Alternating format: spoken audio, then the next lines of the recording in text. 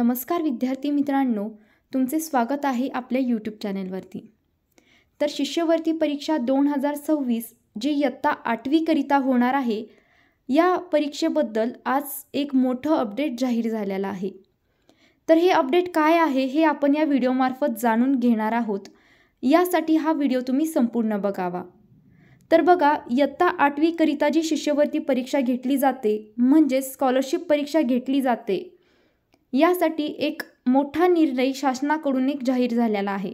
तो निर्णय काय आहे हे आपण संपूर्ण सविस्तरपणे या व्हिडिओमार्फत जाणून घेऊया।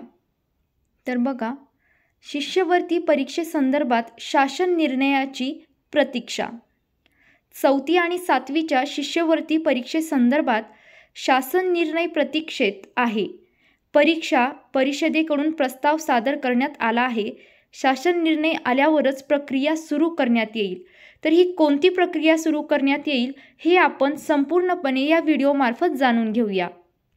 पण सर्वात आधी तुम्ही बघा, स्कॉलरशिपच्या आपल्या ऑनलाईन बॅचेस चालू झालेल्या आहेत। तर तुम्ही ग्रामीण व शहरी भागामध्ये जरी राहत असलात तरी तुम्ही आपले ऑनलाईन क्लासेस तुमच्या मोबाईलवरती करू शकता। याच्यामध्ये तुम्ही तुमच्या शाळेच्या वेळेनुसार तुम्ही क्लास बघू शकता। हे व्हिडिओज जे आहेत ते तुम्ही डाउनलोड करून देखील हे व्हिडिओ तुम्ही तुमच्या वेळेनुसार कधीही बघू शकता। तर या ऑनलाईन बॅचेस जॉईन करण्यासाठी तुम्ही मला 80 10 45 77 60 हा आपला मोबाईल क्रमांक दिलेला आहे। याच्यावरती संपर्क साधून संपूर्ण माहिती जाणून घेऊन हे बॅचेस तुम्ही जॉईन करू शकता। तर या बॅचेसमध्ये तुम्हाला मार्गदर्शक शिक्षकांची एवढी टीम तुम्हाला सहकार्य करणार आहे। तर तुमचं जे स्कॉलर बनण्याचं जे स्वप्न आहे ते पूर्ण करण्यासाठी लवकरच संपर्क करून तुम्ही या ऑनलाईन बॅचेस तुम्ही जॉईन करू शकता। बघा, 2016 पूर्वी जी शिष्यवृत्ती परीक्षा म्हणजे जी स्कॉलरशिप परीक्षा होती ती इयत्ता 4थी व 7वीच्या विद्यार्थ्यांसाठी घेतली जात होती। परंतु 2016 नंतर काही नवीन नियमानुसार जी स्कॉलरशिप परीक्षा जी आहे ती इयत्ता 5वी व 8वी करिता घेतली जात आहे। यावर्षी देखील जी आपली परीक्षा जी असणार आहे ती इयत्ता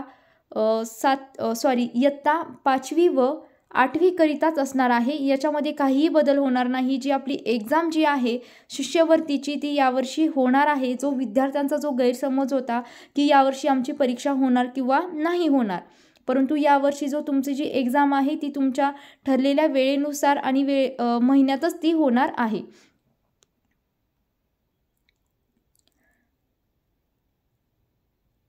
परीक्षा घेतली जात होती, ज्यामुळे 4थी आणि 7वीच्या हजारो विद्यार्थ्यांना या स्पर्धात्मक संधीपासून वंचित राहावे लागत होते।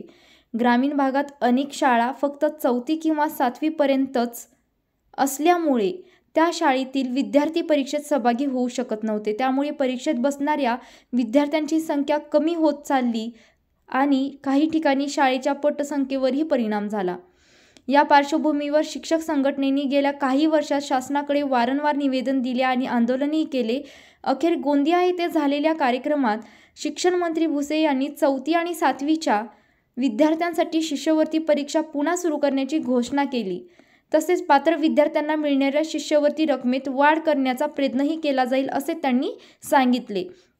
तर बघा, लवकरच जी आपली जी शिष्यवृत्ती परीक्षा आहे ती इयत्ता 4थी व 7वी मध्ये घेण्याचा प्रयत्न केला जाणार आहे। कारण की इयत्ता 5वी व 8वी करिता जेव्हा ही एक्झाम चालू केली, खूप विद्यार्थी याच्यापासून वंचित राहत आहेत।